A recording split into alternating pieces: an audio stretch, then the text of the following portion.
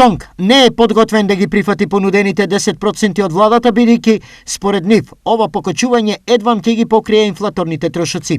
Не ги прифаќаме од причина што инфлацијата во државата е отприлика 10% во минатиот месец.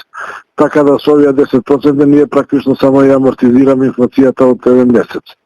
Дополнително колку ќе биде до јуни кога се планира ребаланс и исклачење на соодветниот процент, не се знае, што значи ништо не сме направиле. Неуспешните викенд преговори од владата денеска беа оценети како класична уцена. Зашто?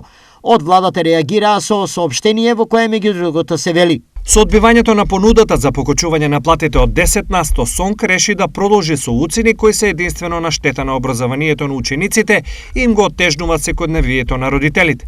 Владата прави сериозни напори за да се избори со кризата, да ги амортизира поскапувањата и да обезбеди достоинствен живот за нашите граѓани, пред се за најранливите. И покрај се, СОНК смета дека покачувањето на платите од 2500 денари е малку. Ова едноставно не може да се смета за разумен став, туку за очигледен притисок, со што е евидентно дека СОНК личните интереси ги става пред оние на децата. Стои во владиното соопштение. Првите разговори завршија неуспешно. Што сега? И сега очекуваме од ресорните министерства или од владата да не повикаат и навистина да предлози, издржани предлози кои што ќе одат во правец на надминување на оваа ситуација.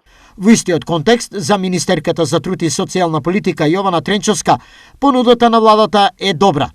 Ако го земеме процентот на зголемување од крајот на 2019, 21% и овие 10%, тоа се 31% зголемување на платите на воспит. Во меѓувреме, штрајкот продолжи денеска и влезе во 6-тиот работен ден.